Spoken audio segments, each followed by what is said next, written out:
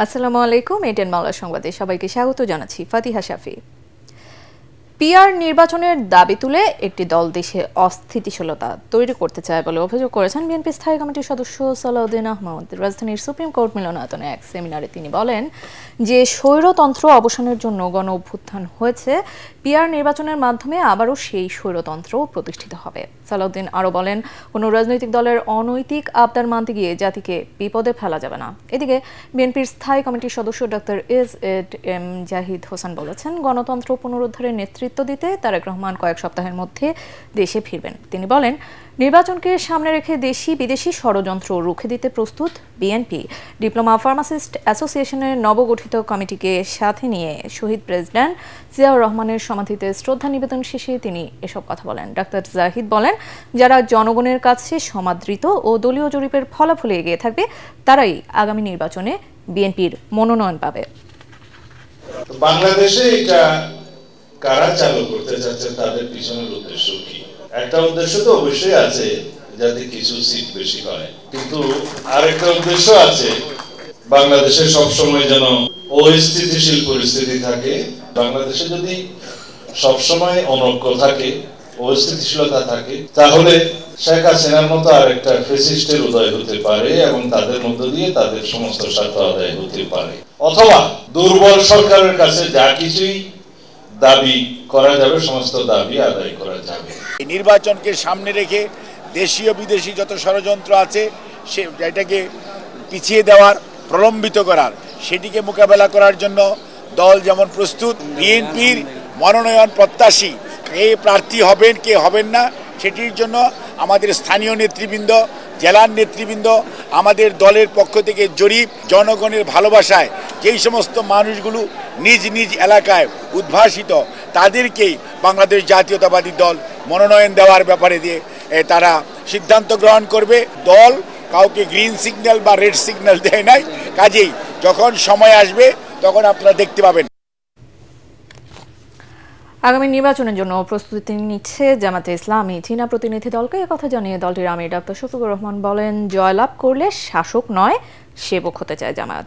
মগবাজারে দলের কেন্দ্রীয় কার্যালয়ে সৌজন্য সাক্ষাৎ শেষে সংবাদ সম্মেলনে কথা বলেন দলের সেক্রেটারি জেনারেল মিয়া গোলাম পরোয়ার।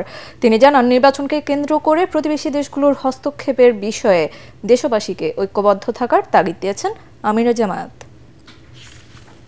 চায়নার প্রতিনিধি দল এই প্রশ্ন করেছেন যে আপনারা বাংলাদেশের সামনে সবচেয়ে বড় চ্যালেঞ্জ কি কি মনে করেন। তার মধ্যে এটা আমিরে জামাত তুলে ধরেছেন যে প্রতিবেশী দেশের পক্ষ থেকে যে কোনো বিষয়ে হস্তক্ষেপ এবং ইন্টারফারেন্সটা আমাদের জন্য একটা বড় চ্যালেঞ্জ। তো সেটা মোকাবেলা করতে হবে জাতীয় ঐক্যের মধ্য দিয়ে। যুক্তরাষ্ট্রের কোম্পানিগুলোকে বাংলাদেশে আরও বিনিয়োগের আহ্বান জানিয়েছেন প্রধান উপদেষ্টা ডক্টর মোহাম্মদ ইউনূস। নিউ ইয়র্কে যুক্তরাষ্ট্র বাংলাদেশ এক্সিকিউটিভ বিজনেস গোলটেবিল আলোচনায় প্রধান উপদেষ্টা এ আহ্বান জানান। জাতিসংঘ সদর দপ্তরে টেকসই, অন্তর্ভুক্তিমূলক এবং স্থিতিস্থাপক বৈশ্বিক অর্থনীতির প্রথম দ্বিবার্ষিক শীর্ষ সম্মেলনে টেকসই উন্নয়ন লক্ষ্যমাত্রা অর্জনে আরও কার্যকর অর্থায়নের জন্য বিশ্ব নেতাদের প্রতি আহ্বান জানান তিনি।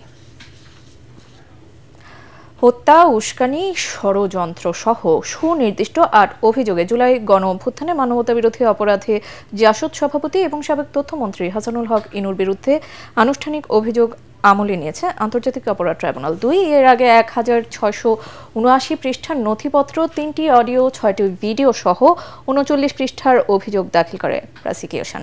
অভিযোগ আমলে নেওয়ার পাশাপাশি আগামী ২৯ সেপ্টেম্বর হাসানুল হক ইনুকে হাজির করার নির্দেশ দেন বিচারপতি নজরুল ইসলাম চৌধুরীর নেতৃত্বে ৩ সদস্যের ট্রাইব্যুনাল ২। প্রথমবারের মতো এ মামলায় অপরাধের ঘটনাস্থল হিসেবে ভারতের মুম্বাইকে যুক্ত করা হয়েছে বলে জানিয়েছে রাষ্ট্রপক্ষ। সম্প্রতি ভাইরাল হওয়া এক ফোন আলাপে দেখা যায়, জুলাই আগস্টের গণ অভ্যুত্থান দমাতে সরকারের রাজনৈতিক কৌশল কেমন হওয়া উচিত, সাবেক প্রধানমন্ত্রী শেখ হাসিনাকে সেই পরামর্শ দিয়েছিলেন সাবেক তথ্যমন্ত্রী ও জাসদ সভাপতি হাসানুল হক ইনু। গত বছরের ২৬শে আগস্ট রাজধানীর উত্তরা থেকে ১৪ দলের শরিক ও সাবেক তথ্যমন্ত্রী হাসানুল হক ইনুকে গ্রেফতার করা হয়। বর্তমানে তিনি বিভিন্ন মামলায় কারাগারে রয়েছেন।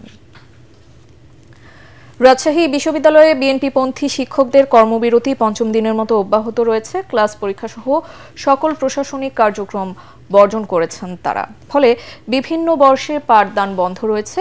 আন্দোলনকারী শিক্ষকরা জানান, উপাচার্যকে লাঞ্ছিত করার সাথে জড়িতদের শাস্তি দাবি এবং পোষ্য কোটা পুনর্বহালের দাবিতে তাদের কর্মসূচি অব্যাহত আছে। দাবি আদায় না হওয়া পর্যন্ত কর্মবিরতি চলমান থাকবে। তবে বুধবার দুপুরে শাটডাউন কর্মসূচি 7 দিনের জন্য স্থগিত করে কর্মস্থলে যোগ দিয়েছেন অন্যান্য কর্মকর্তা কর্মচারীরা। শিক্ষকদের আন্দোলনের ফলে সেশন জটে পড়ার আশঙ্কায় উদ্বিগ্ন শিক্ষার্থীরা। এদিকে রাকসু নির্বাচন পেছানো এবং বিশ্ববিদ্যালয়ে আন্দোলন চলায় প্রচার প্রচারণা প্রায় বন্ধ। প্রার্থীরা জানায়, আন্দোলন ও পুজোর ছুটি শেষ হলে পুনরায় প্রচারণা শুরু হবে। পরবর্তী সংবাদ দেখার আমন্ত্রণ জানিয়ে এখনকার মতো শেষ করছি। এটিএন বাংলা সংবাদ ইউটিউবে দেখতে ব্রাউজ করুন youtube/ATN Bangla News।